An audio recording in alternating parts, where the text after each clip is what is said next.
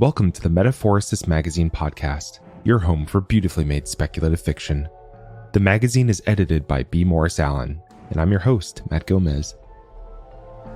This week's story is Hope on the Vine by R.E. Dukalsky. R.E. Dukalsky writes speculative fiction about conflict and what happens afterward. She has been told that she has schoolhouse rock charm and that she would make an excellent rebel leader, among other dubious accolades. She lives in the Pacific Northwest in a house that perpetually needs more bookshelves. Find her on Twitter at Tilting Windward. That's TiltingWindward. Let's jump in.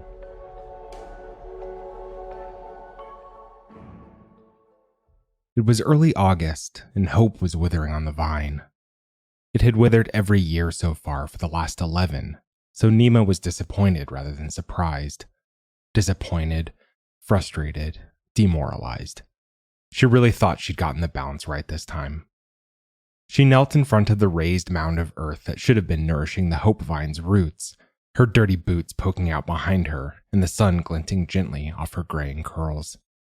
By this point in the season, the vine should be about 3 feet tall, with multiple spurs twining 8 to 10 feet in every direction. Heavy buds the size of the first knuckle of her thumb should be swelling between pairs of reniform leaves gleaming a lustrous dark jade. She should be out here looking eagerly for the first open blossom, a rich yellow stellate flower the size of her hand, shading to the orange of glowing embers in the center. She hadn't seen one for many years. Instead, she stared disconsolately at a meager vine supporting a few anemic yellow-green spurs. The remaining leaves, with 2 notable exceptions, were the same undernourished shade, their ribs showing more starkly every day, while their edges turned brown and flaked away. Only one spur, the one that twisted around the rail of the fence, showed any semblance of health, and Nima was as baffled by its continued vitality as she was by the parent vine suddenly giving up on life. It had seemed to be growing on schedule, perhaps a little undersized, but a good color. But instead of progressing to the next stage of growth and putting out buds, it had drooped, retreated, withered. Just like its 10 predecessors, those that had even bothered to sprout. 11 long years on this struggling piece of earth, trying to tease a hope vine from seed to fruit. So far, this was the closest she had come to success. One fruit was all one could expect from such a young vine, but one was all she needed. Proof she could send to her arbiter that this vine would thrive. Then, at last, she could move on. On to the next impoverished, war-scarred town, and the next desiccated, abandoned farm, where the potential for hope, or fortitude, or patience lay dormant under years of neglect and acres of weeds. The next, and the next, and the next. One by one, until the tired land put the years of war and sorrow behind it, for good and all. But there wouldn't be a next and a next if she couldn't bring this vine back to life. Nima doubted she'd live to see the land restored, but leaving here would be its own reward. She dreaded another roasting summer and dreary winter in the small blue house behind her, another year of being ignored by her neighbors, loathing them in return, and never forgetting no one wanted her here. Maybe she hadn't fertilized enough.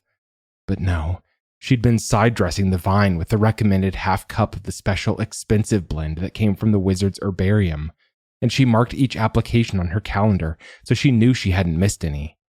Was the mix itself wrong? They said it was guaranteed, but you never knew what that meant with the wizards you got these days. In her time, guarantees had come with blood, not a letter under shiny gilt seal. If the mix was good, was water the issue? Possible, but hope vines were notoriously flexible in their water needs. In theory, they could take root and grow anywhere, with minimal tending.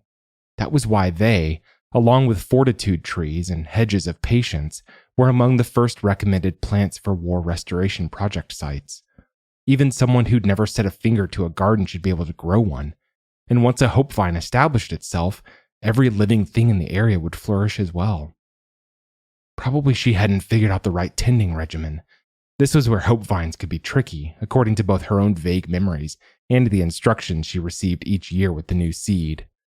Fortitude trees could be watered with either sweat or blood, both of which she had in abundance, particularly in the summer. A hedge of patience would grow well with tears, sighs, or, in a pinch, prayers. Hope vines demanded fiddly, intangible things, dreams recounted, promises exchanged, plans laid. But wizards didn't dream. She had no one to make promises to, and under the circumstances, plans were not hers to lay.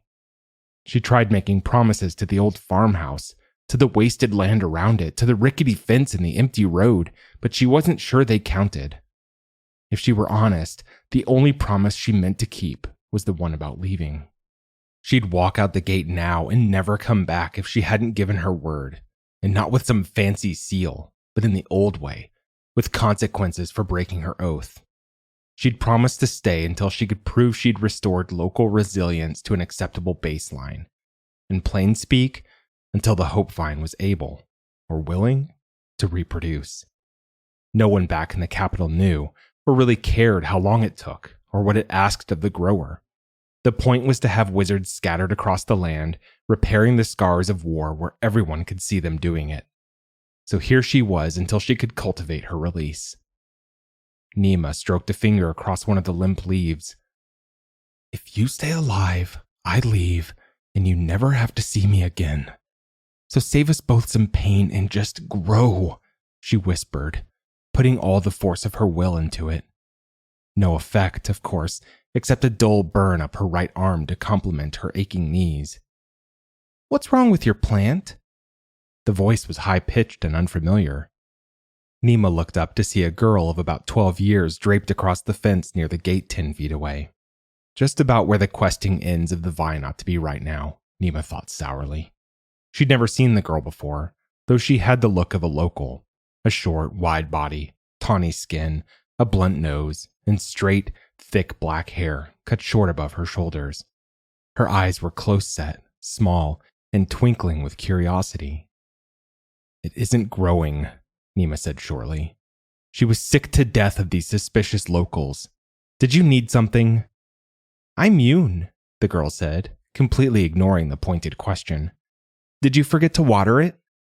"No," Nima replied, trying to rein in her temper. It wouldn't improve her relationship with the locals if she started yelling at children. On the other hand, she didn't care that much about having a relationship with the locals.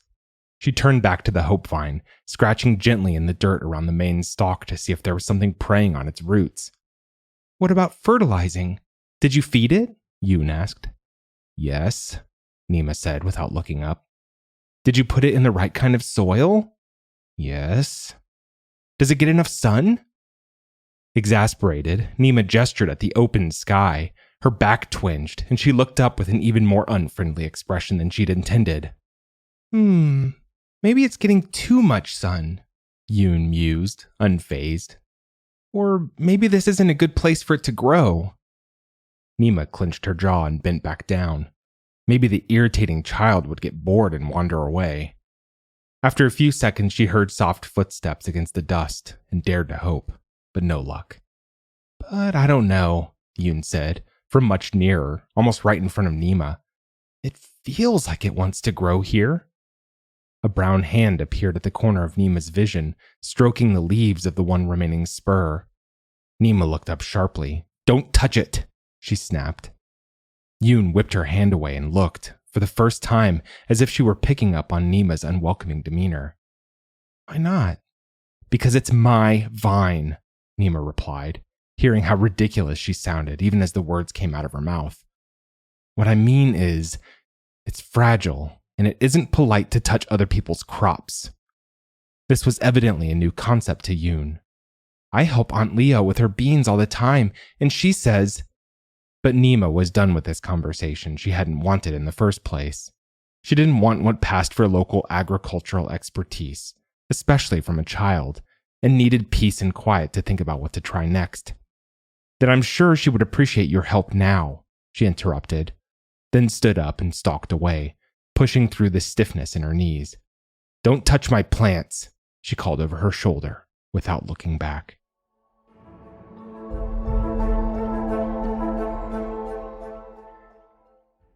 Working on a half-baked theory that her bad mood was somehow hampering the vine's growth, Nima stayed away from it for the next few days. She kept a sharp eye on the fence, but the girl had vanished back to whatever ramshackle farmhouse she'd come from. Nima saw her traipsing by once on the road, but the girl showed no inclination to stop or pester the vine. After a week, Nima woke up having slept well, and decided she'd waited enough time to test her theory. If her mood did somehow affect the vine, she'd given it time to recover, and should be able to see the effects.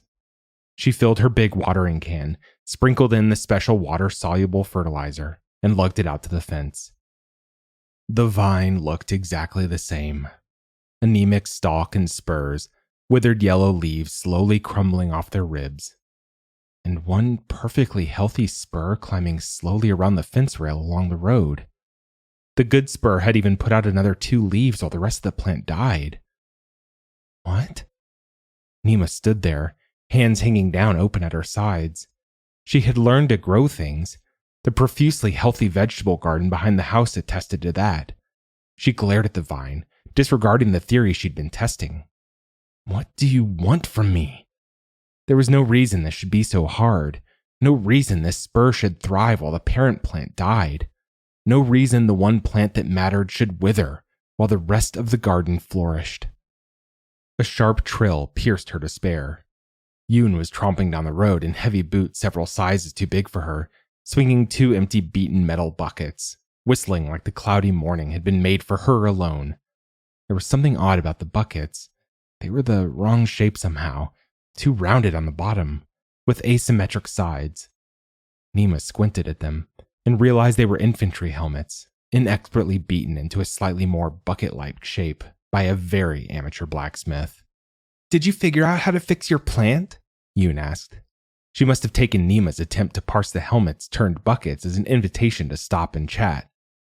"No," Nima said, trying to think of a task that would take her away from the fence, but allow her to keep an eye on the girl.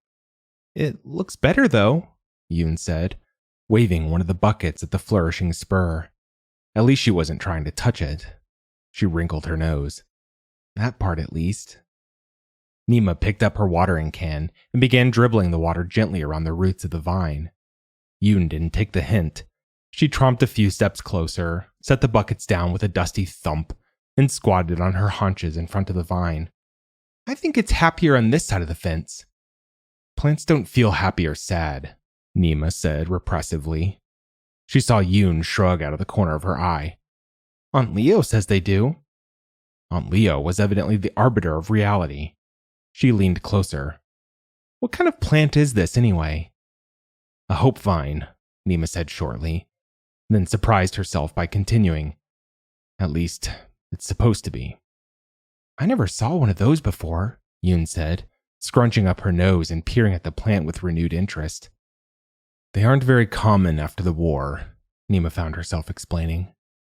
"Ah," Yoon said sagely, although she wasn't old enough to remember even the final years of the war and couldn't possibly understand what lay behind the disappearance of the country's native, resilient vegetation. "What's it for?" "For giving you and all your ungrateful kin a future worth growing into," Nima thought, but did not say. The last thing she wanted was this girl's irate aunt descending to put the wizard in her place. "If it grows," she said, biting off each word, "it will reinforce the local ecosystem.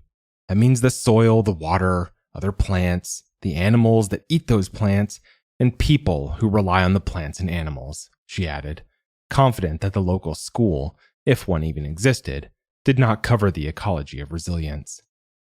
"We have been having some problems," Yoon agreed thoughtfully, just as if she were a grizzled veteran farmer. She leaned even closer to the vine, body rolling at such an angle that Nima feared she would pitch face first into the plant and the railing. "Be careful," she said, more harshly than she had intended. Yoon straightened up, but didn't look abashed. "I think maybe this part of the plant isn't bothered by something that's messing with the rest of it," she said. "Or maybe it just likes that I talk to it."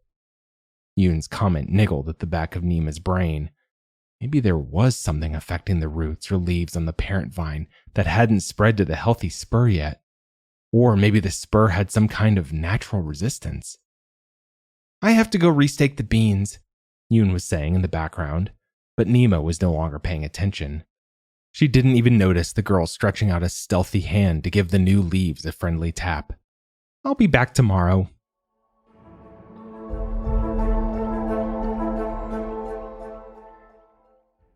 Yoon kept turning up after that, sometimes for an hour, sometimes for 10 minutes, sometimes carrying her ridiculous repurposed buckets, sometimes hauling a feed sack on a little wagon, frequently with her arms full of hollow reeds as wide as her wrist and as tall as she was. She never seemed to be in a hurry, or fear that whoever sent her on these tasks would be impatient at her dawdling. Aunt Leo either ran a slipshod operation or didn't particularly care what this niece was up to. Yoon never mentioned her parents, so maybe she was a war orphan dumped on her only known relative. Maybe Leo had so much help on her farm that one lollygagging child made no difference. Or maybe they were just relieved to get a break from her questions. "Do they have hope vines where you come from?" she asked one time. "No," Nima said. "Then how do you know how to grow one?" "I don't," Nima thought.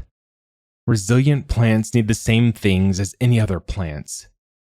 "Where do you come from anyway?" Yoon interrupted. "Not here," Nima said, picking up her rake and walking away.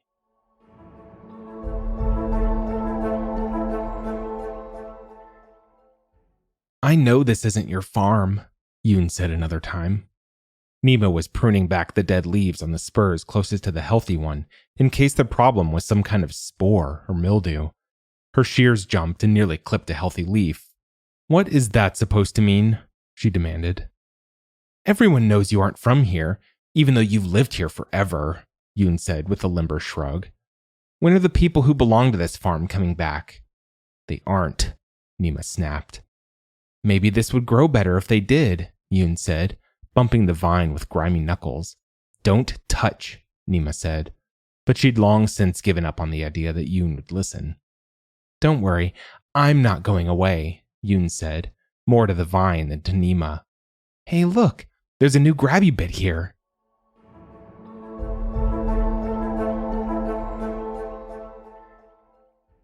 "How does a hope vine help the ecosystem?" Yoon asked, after she'd been coming by regularly for almost a month. "Different ways," Nima said distractedly, her words punctuated by the thonk crunch of her trowel. She was digging some small trenches to drain excess water away from the hope vine's mound, just in case the roots were becoming waterlogged. "Other things grow better near a hope vine.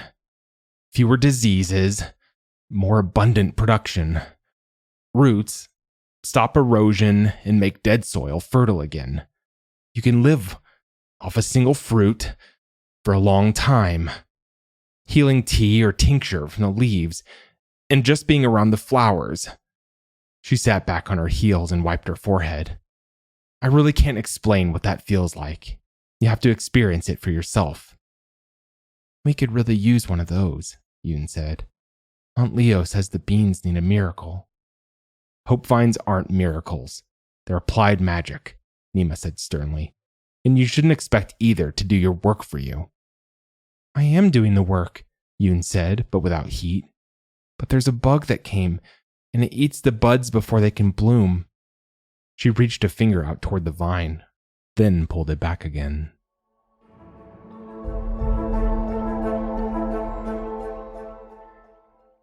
"What's it like?" Yoon asked on one unreasonably hot day. "What's what like?" Nima replied, only half listening as she teased a tendril gently through a gap in the climbing frame. "Being a bad wizard?" Nima froze with the tendril balanced on one finger. "What do you mean by that?" she asked carefully. Sweat trickled between her shoulder blades. "Everyone knows," Yoon said without noticeable concern. "You're a bad wizard who made all the bad stuff happen in the war." Nima snatched her hand away from the vine so she wouldn't transmit her feelings through the tender shoots. "That's a gross exaggeration. Also, I saw your thing." Yoon pointed at Nima's right arm, where the Gesh runes constraining Nima's magic and her free movement crawled with slow abandon. She'd probably spotted it the first time they met, but Nima found herself tugging her sleeve down anyway, angry at her own shame. She hated any reminder that she was permanently separated from her magic, even though she'd accepted the Gesh binding to avoid lifetime imprisonment. Aunt Leo says getting a nice farm to run isn't a real punishment, Yoon persisted. She reached out and casually flicked the vine. Nima winced, but the vine held firm. In fact, it flexed a tendril toward the sun. Nima picked up her trowel, hefted it, set it down. She didn't like the idea of Yoon and her aunt discussing her sentence as if it were just moderately interesting village gossip. Your Aunt Leo doesn't know everything. It's not a punishment, it's a collective obligation. Ha! Nima wasn't sure whether Yoon's hard, fierce laugh was meant to dismiss the possibility that Aunt Leo could be wrong, or the official line that felt flat even to the wizard herself. Then why do you have that? Yoon jabbed a finger at the Gesh runes. Yes, fine. Technically it's a punishment, Nima said sharply. But I cooperated. I agreed to community service. I could have just done my time, but I entered the program voluntarily to try to make amends for what happened. Nobody forced me to wear this. She shook her right arm at the girl. Nobody forced me to be here. Then why don't you leave? Yoon asked in genuine curiosity. In all the years she'd endured in this place, no one had ever asked Nima what she thought about her situation. It was humiliating to be grateful for a child's fickle attention, but her life was nothing but humiliations now. Because what the wizards did was wrong, Nima said, striving for patience. Not native to this farm, and not native to her either. We had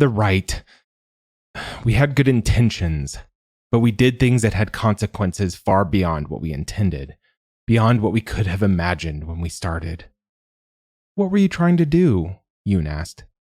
Aunt Leo says all you wizards just wanted to keep your power, and when the war happened, you decided to burn the country down instead of sharing even one good thing with regular people.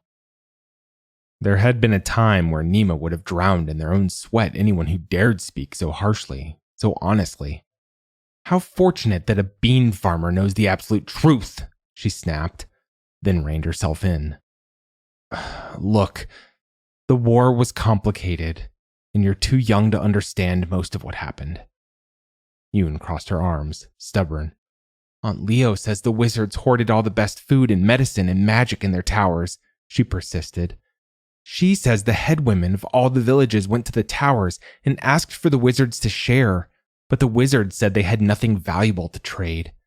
So the villages stopped sending tithes to the towers, and then the wizards came out of their towers and ruined everything. And Tanji says the wizards never loved anything but themselves, and that's why they could do what they did to the land, and the rivers, and everything. Nima had no idea who Tanji was, and she didn't like their assessment of the war. That's not an accurate picture, she said stiffly, although it was, if boiled down to its essence, and told through the eyes of the victors. There was more to it. In the back of her mind, she heard, was always hearing, the soul-shattering crack of her tower's foundations. Like what? Yoon asked pugnaciously. Nima thought of her tower, its dimensions aligned precisely with the planes and angles of her interior self. Like a phantom limb, she could feel vast power seeping from the land into her tower's stones, and from its stones into her. Power that extended the reach of her hand as far as thought could take it, that honed her vision, peering keen-edged with magic into any secret she desired. When her tower stood, she was the secret composer of the song beneath everything. And then they had pulled her tower down, and she was nothing. Keeper of a withered garden in a mutilated land. Bitterness welled up in her.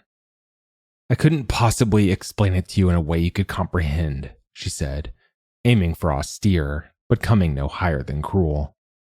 Yoon gave her a very straight look, then shrugged deliberately. Well, it's not like you know the first thing about growing beans, she replied. It toppled Nima like she was a tower herself.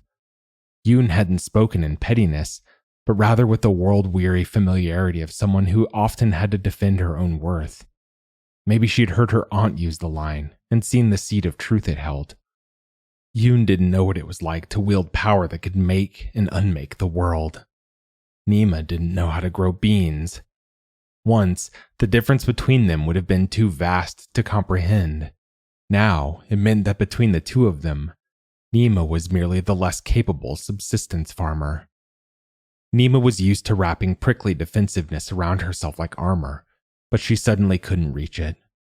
They just sat there looking at each other, black eyes to brown.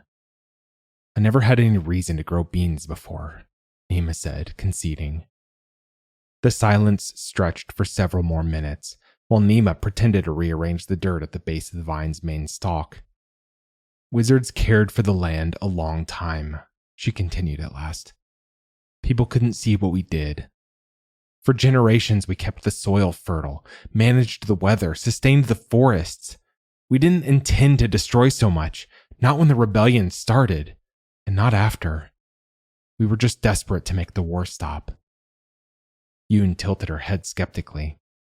"If you wanted the war to stop, you could have just given the head women what they asked for. You didn't have to do all the bad stuff," she said. Nima had used a lot of noble sentences and fine words to get her through the dark nights of doubt, but none of them volunteered to stand up against that unflinching logic. "You're right," she said, after a long minute.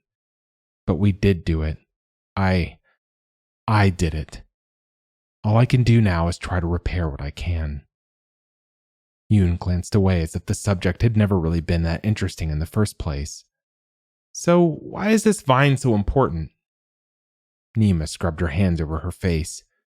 "This land, one of the things it had," she paused. Started again.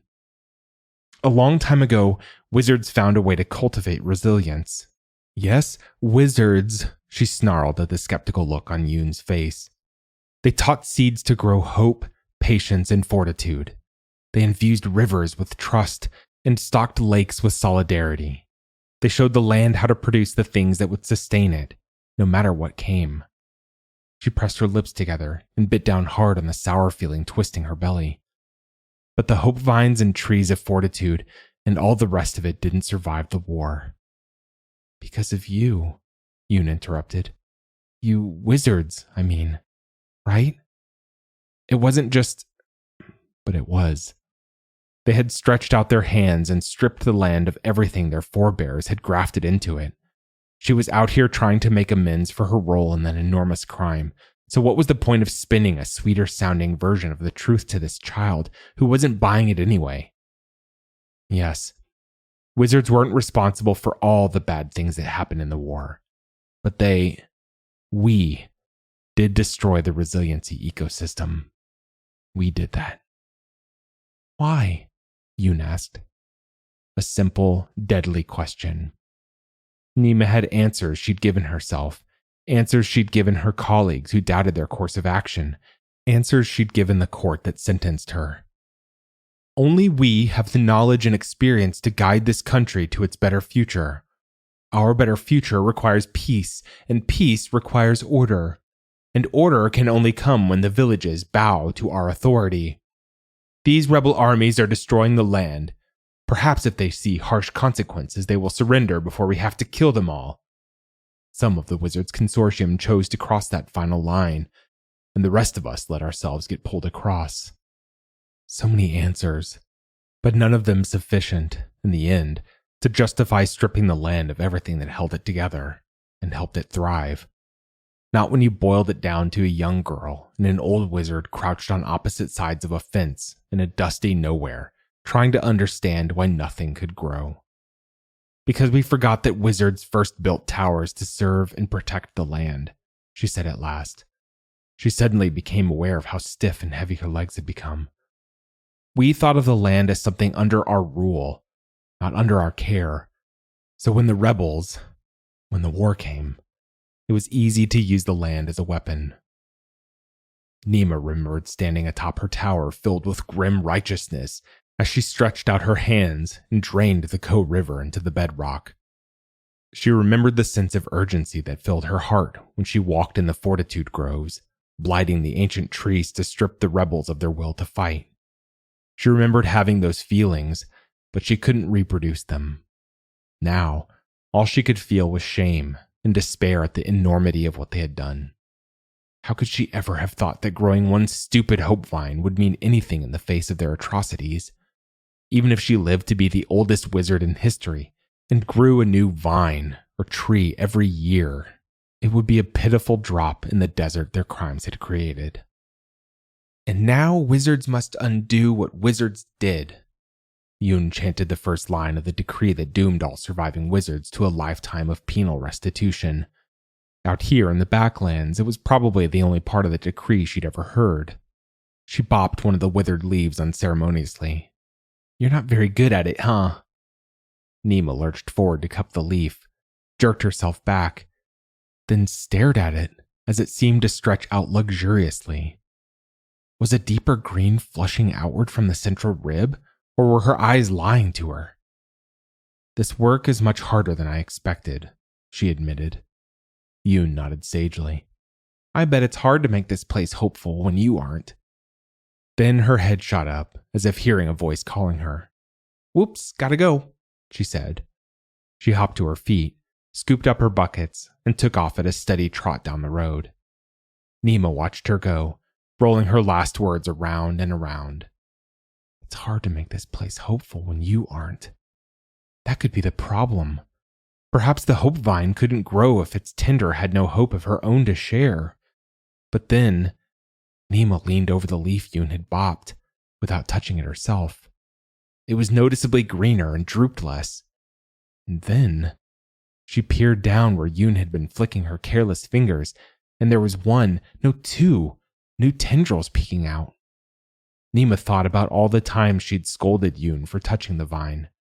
Was it a coincidence that the healthy spur was the one closest to the road, the easiest one for Yoon to reach? Was the vine nourishing itself off her innate hope for the future?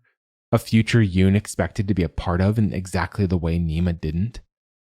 Nima brooded all night.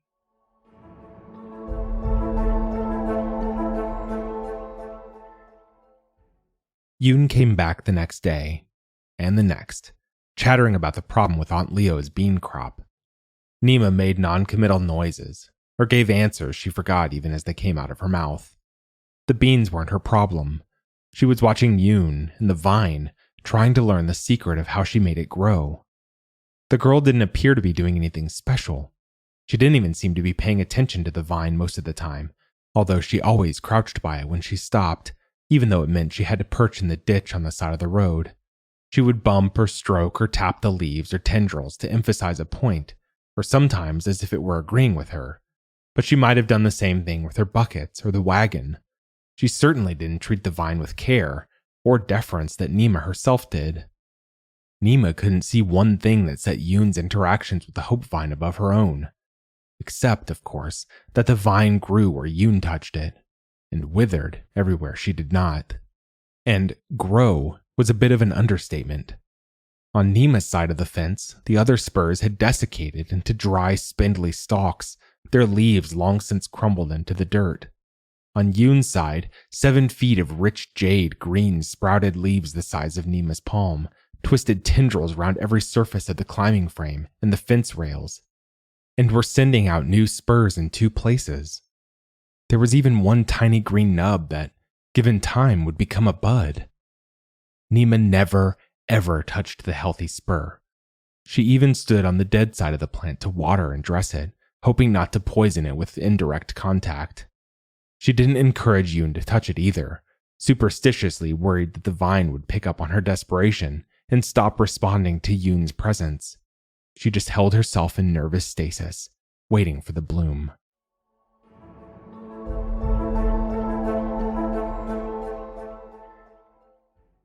Maybe it was the empty rattling of the sledge that drew Nima's attention, or maybe it was how Yoon's feet dragged in the dusty road as she approached. Whatever it was, Nima looked up one day to see a new expression on Yoon's face. Despair. The girl squatted in her usual place on the other side of the fence, her hands flopped over her knees and her black hair sticking to her sweaty temples. She didn't touch the vine. "What's wrong with you?" Nima said, more harshly than she'd intended, but then she'd never been a gentle person. "The bean crop failed," Yoon said, looking burdened in a way Nima had never seen her. "Aunt Leo says there's no way to save it now, even though we built reed irrigation all the way from the river, and I pick off all the bugs I can find." I guess you'll have to eat something other than beans this winter, Nima said, trying to remember if beans had some sort of local cultural significance. Variety is good for you. Yoon looked at her like Nima had just suggested they try to eat the sun. We don't eat the beans, we sell them, she said. Then, in a cadence that sounded like something she'd heard from someone else many times, no beans, no money. No money, no winter stores, no shoes, no seeds for spring. Oh, Nima said. Of course Yoon's entire livelihood hung on those stupid beans. That's bad. Yoon sighed heavily and gave the swollen bud close to her face the gentlest of caresses. Nima sucked in her breath, but Yoon didn't notice, and the vine didn't show any immediate negative effects. Do you know any way to fix the beans? She asked suddenly, looking a little nervous for the first time Nima could remember. I mean, I know you said we shouldn't expect magic to fix our problems, but you also said wizards used to take care of the land. Not with this, Nima said, jerking her right arm in a sharp motion so the Gesh runes caught the light. Oh, right, Yoon said, subsiding back despondently. She sighed again. We sure could use one of these hope vines right now. Nima suddenly recognized the line as something she'd heard Yoon saying a lot lately. That night, Nima found herself thinking of Yoon's beans instead of the hope vine. There wasn't any reason to be thinking about either one. All she could do for the vine was what she'd done, and Yoon was someone else's problem. But she kept coming back to it like a piece of food stuck between her molars. It wasn't just the girl's despair. Nima hadn't spent a century as a powerful wizard with a tower of her own because she was susceptible to sad peasant children. But what if the bean crop's failure forced Yoon and her family to leave the farm? What if they starved? What would happen to the hope vine if Yoon suddenly stopped coming by, telling her cheerful stories and helping pass the long, weary days with impertinent questions?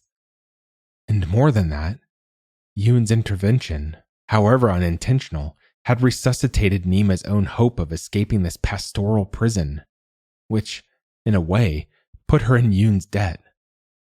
And that was the nub of the problem, Nima realized as she dried her dinner dishes.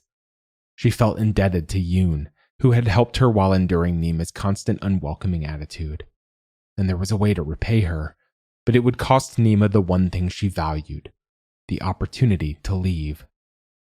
On the other hand, if she didn't pay this debt, Nima would be proving Aunt Leo and Tanji right, that wizards would rather let the land and everyone who depended on it suffer than share even one good thing. And even more than she hated being in debt, more than she hated being here, Nima found she hated the idea that Leo and her ilk could be right about her after all. If they were, then Yoon would keep believing that they were right about the war, would keep thinking wizards were bad people who embraced destruction to feed their own selfishness. Damn and damn, she swore, looking down to discover she'd worried her washing cloth into threads. She couldn't repair the land. She couldn't undo the systemic destruction they'd wrought, not even in a wizard's lifetime. She could save one bean farm. She could persuade one girl, maybe one family, that wizards could help as well as harm. Not just for show or to win release, but because she wanted Yoon to welcome a future with wizards in it as enthusiastically as she welcomed everything else. It would cost at least a year of her life. There was no guarantee that this hope vine would fruit 2 years in a row. But after 11 years of loneliness and failure, was one more really such a sacrifice? Yes, it is, Nima snarled to the empty room, to herself. But wizards must undo what wizards did. Then she picked up her lamp and stomped out of the house. Hope vines thrived on promises, after all.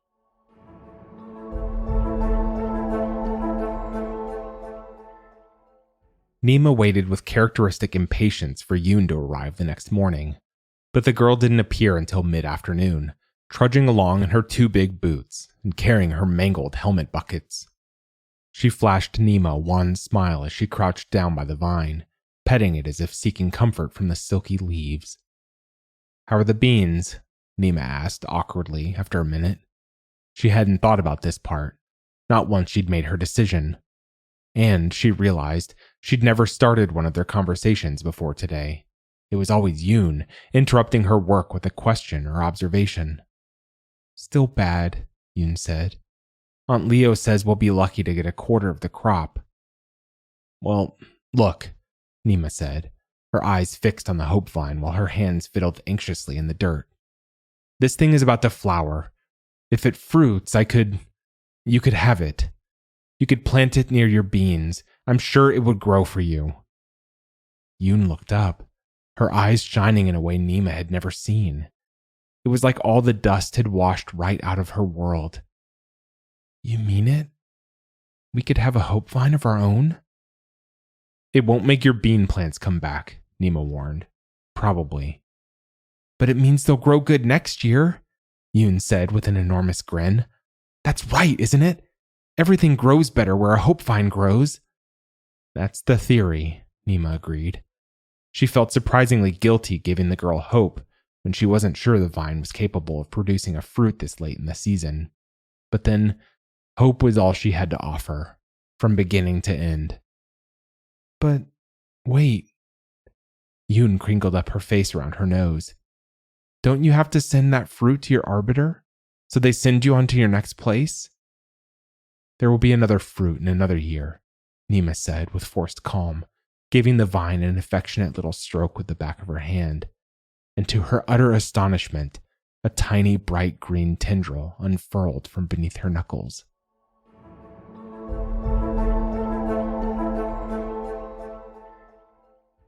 The vine bloomed 4 days later, opening like a star and drawing the eye from anywhere in the garden.